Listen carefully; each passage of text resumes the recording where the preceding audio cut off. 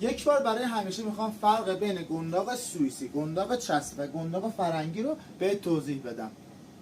قنداق سوئیسی یک محصول بسیار کاربردی برای بغل گرفتن و بغل دادن بچه است و برای اینه که ستون فقرات نوزادتون جابجا نشه.